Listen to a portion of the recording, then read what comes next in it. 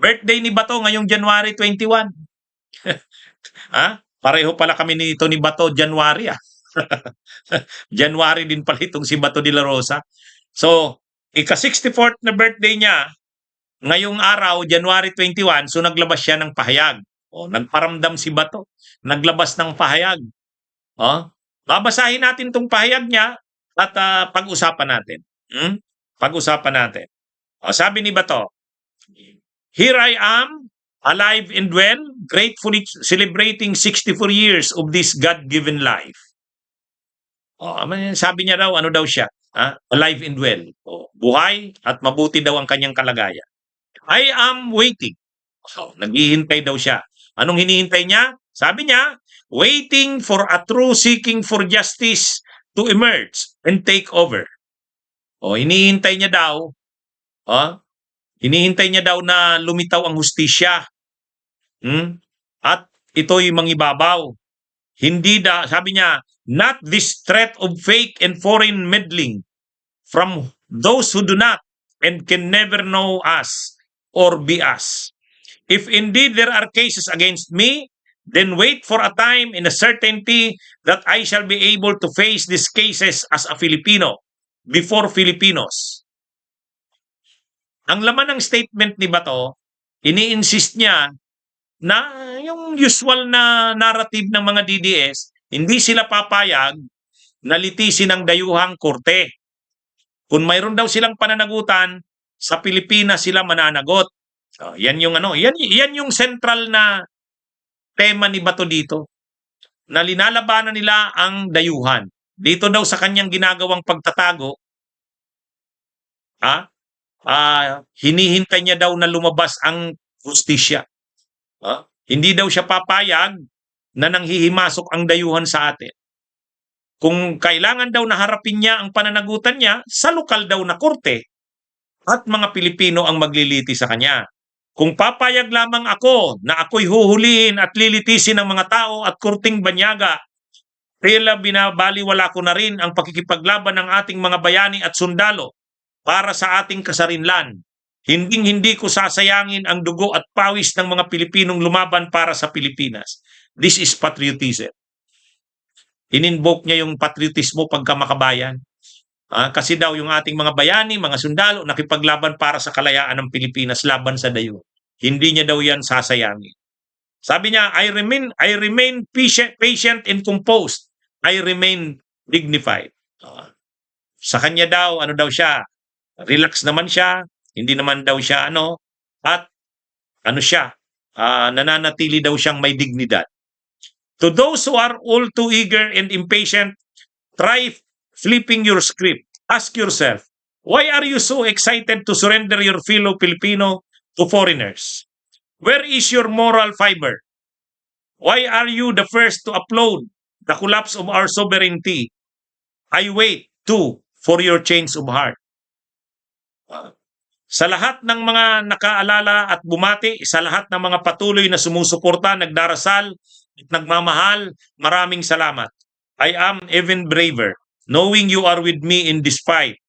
On my 64th birthday, I make this wish.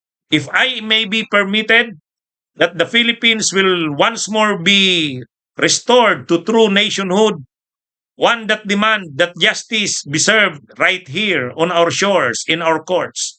Justice that requires us to stand tall and proud as Filipinos. Nothing more, nothing else, nothing less. Lupa ng araw ng luwalhati't pagsinta, buhay ay langit sa piling mo. Senator Ronald Bato de la Rosa. Yan.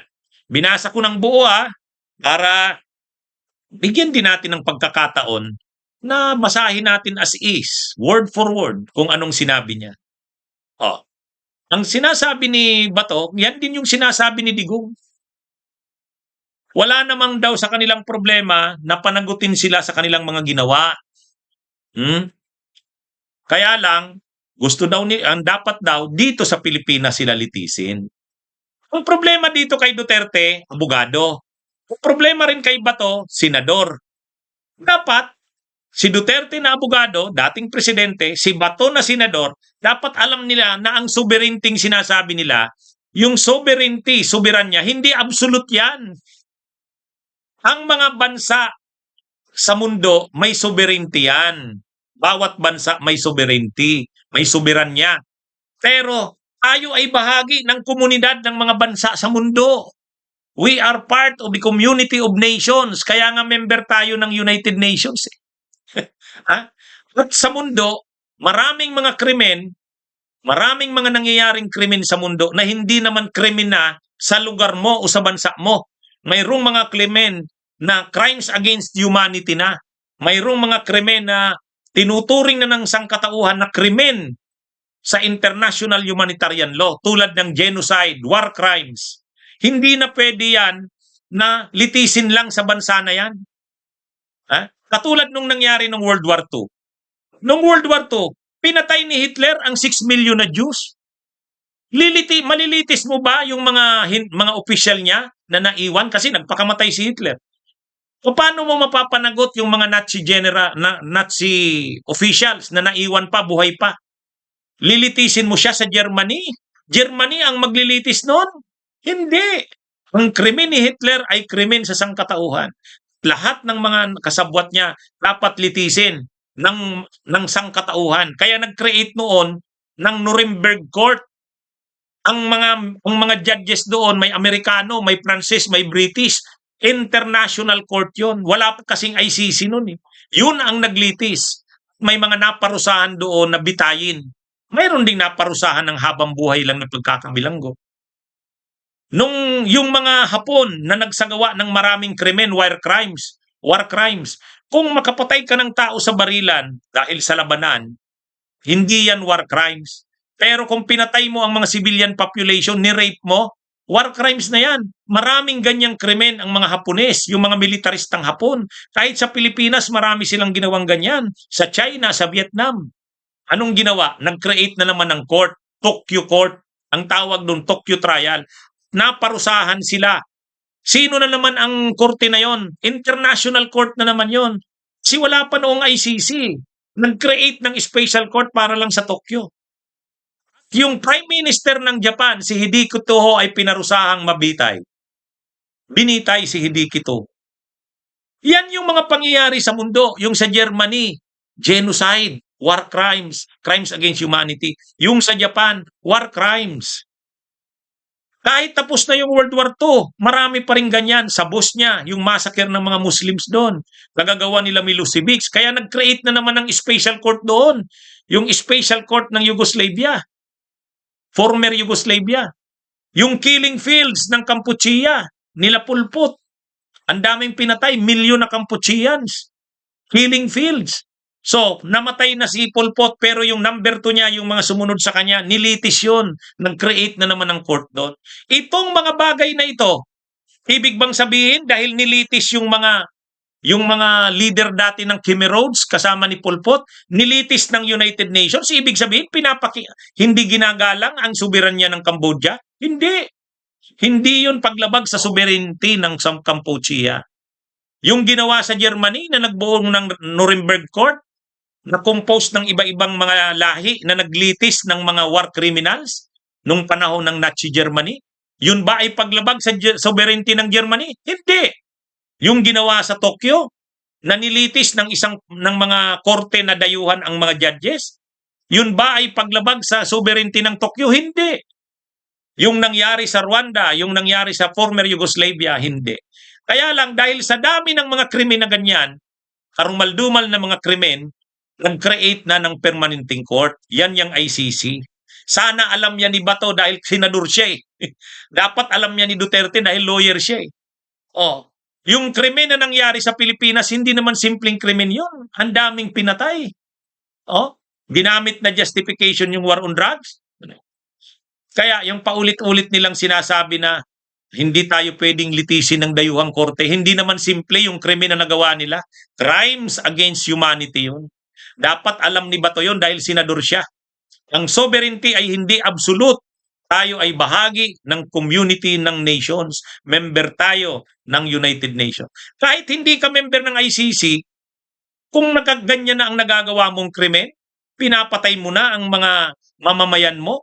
Sa Pilipinas, Takot yung mga pulis, takot yung mga prosecutors, takot yung mga huwes. Tanggapin natin, yun ang totoong nangyari sa bansa natin. Mabuti nga mayroong ICC. Mabuti nga mayroong ICC. Kaya wag mo nga kaming mga gamitin mo ba to yung mga argumento mo na patriotism, patriotism. Wag mo nga kami. Pinatay ninyo ang mga kababayan natin. Hindi ninyo dinaan sa due process. Kaya dapat managot kayo. Buti na lang may ICC. Kasi sa bansa natin, ang hirap. Yung nagawa ninyong krimen, hindi naman yun simple. Ang tinanggap ng pulis na napatay nila, 6,000. Oh, maliit ba yung 6,000? At pinapalabas ng pulis ng laban?